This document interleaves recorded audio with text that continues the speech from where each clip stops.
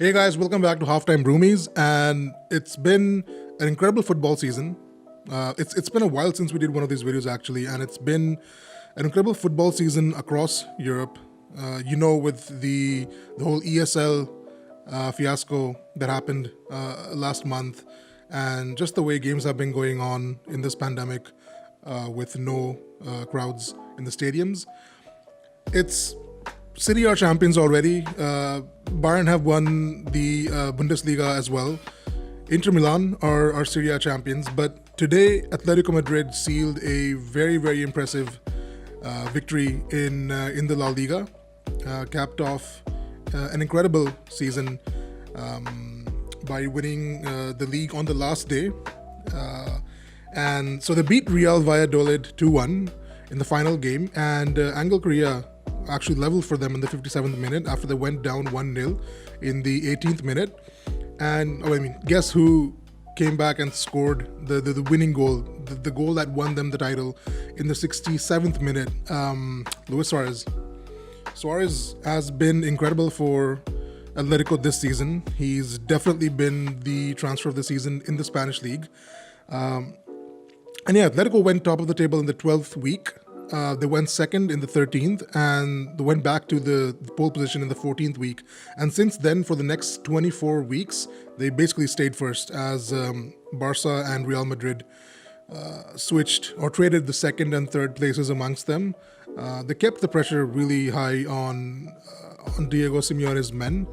But again, an incredible season and an incredible finish to the season. And the last time Atletico won the league, Barca and Real shored up their teams that summer massively. Barca added Ter Stegen that summer, Rakitic, Claudio Bravo, Jeremy Matthew, and Luis Suarez. That really formed the preeminent trio of MSN, Messi, Neymar, and Suarez. And same with Real. They added Toni Kroos, Chicharito, James Rodriguez, Keylor Navas. So I don't know. I just feel I expect both teams to spend big this season, given that finally the dominance once again has been broken. And the whole team and Simeone must be praised for their resilience. No one really expected them to win the league. I think Real started off as favorites, but really two players stand out for me this whole from the Atletico Madrid team this season: Jan Oblak and Luis Suarez. And also props to Marcus Llorente and Yannick Carrasco. These both guys combined for 21 assists and 18 goals in the league. So they really bossed the midfield this season for Atletico. Oblak, he's been the best keeper on the planet for the last at least 3 seasons, in my opinion. I think he's been better than Manuel Neuer or Ter Stegen or David De Gea. And this season conceding only 25 goals in 38 league games, while keeping 18 clean sheets. So he also won the Zamora trophy, the Ricardo Zamora trophy that is awarded to the keeper with the best or the lowest goals to games ratio. And again, in my opinion, I think he has been the rock and the anchor of this Atletico side for at least the last 2 to 3 seasons. And to be honest, if you disagree, if you think somebody else in that Atletico side has been more instrumental to their success, let me know in the comments. It's always great to hear the fans' perspective. And that brings me to the story of the season, Luis Suarez. So before the start of the last season, which was the summer of 2019, Barca bought Antoine Griezmann from Atletico Madrid in a deal worth 120 million euros, right? They finished the season in second place.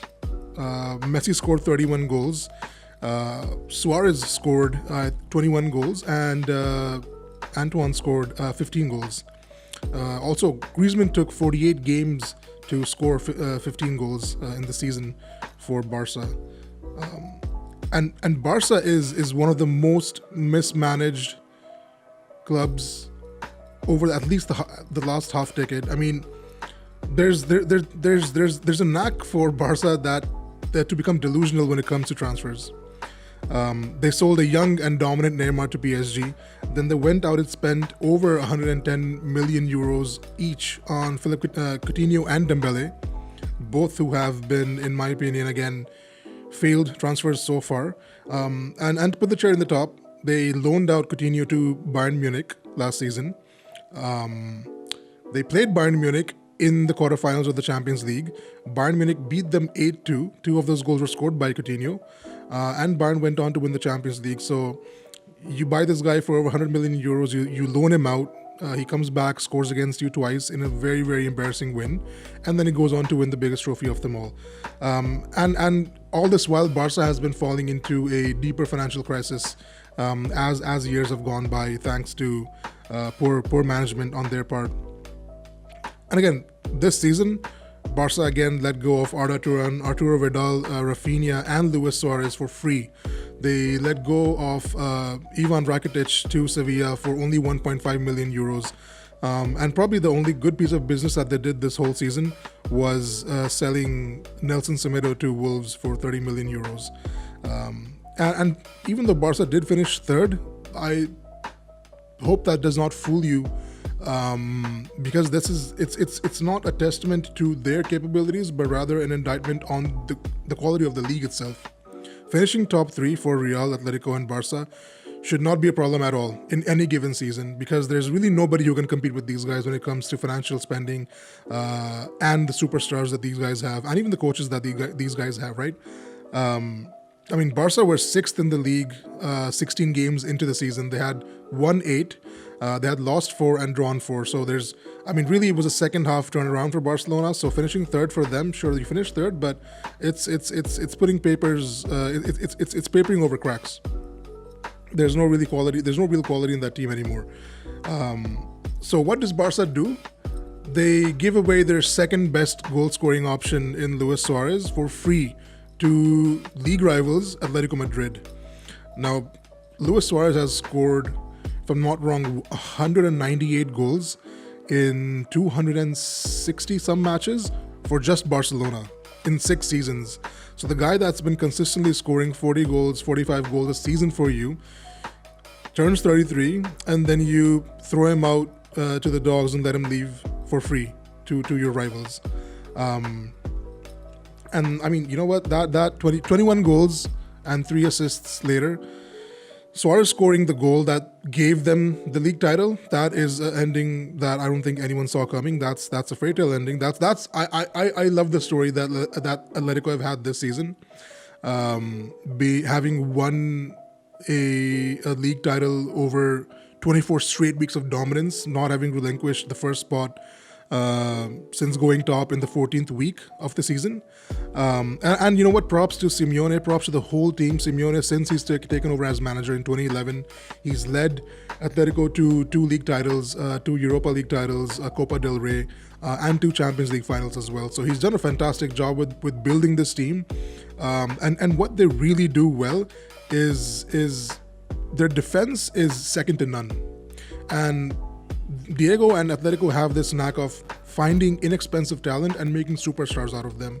So here's congratulations to Atletico, and here's to years of success to Diego Simeone as well. And that brings me to the wrap-up of the weekend, with most of the leagues already finished at this point.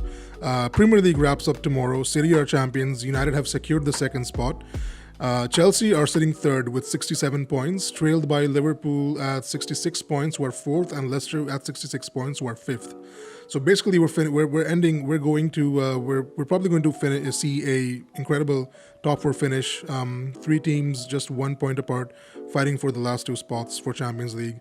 So yeah, watch out for that finish. Again, congrats to Sporting CP as well. Who almost had an invincible season, going 32 games unbeaten in the league, only to lose the second last game of the season to Benfica. And that's really heartbreaking, but you know what? It's their first league title since the 2001-2002 season. First league title in 19 years, 26 wins, 7 draws, and only 1 loss. That's a great season. So congrats to Sporting CP. And that leaves us with the French League, which I think has been the best title race in years and years of League One. Lille right now are in first position at 80 points, followed by PSG at 79 points. And basically, it's the last day of the league. So Lille just need one victory to seal the deal. And PSG will basically need a combination of a victory and a loss, or a draw and a loss, to basically jump over Lille and get the title. And the whole season, PSG, Lyon, and Lille have been trading the top three spots. So again, I hope to see another Leicester fairy tale ending with Lille winning the League One. But we'll see what happens tomorrow. And that basically does it for us at Halftime Roomies. It's been an incredible 6, 7, 8 months of European football. We still do have the Europa League final, which Manchester United are playing in. So I'm going to be realistic and say they're going to win. I mean, there's no chance they're going to lose, right? And we still have the Champions League final, which I'm probably going to skip this year, because you have the blue scum of Manchester City in the finals, and you have London scum Chelsea in the finals. So that's the finals that no one needs to see. It does not need to happen, to be honest. I mean, you can just cancel the Champions League right now, and just consider it as null and void. So don't really care about that. But that does it for us at Halftime Roomies. Do like, share, and subscribe. I hope you guys let me know in the comments which team you think would win the Champions League this year or the Europa League this year. And I'll see you guys soon. Cheerio. Thanks for watching. And if you enjoyed this video, please hit the like button and subscribe to our channel for more sports content. In the meantime, click on these thumbnails to check out our other videos. Hope you have a great day ahead.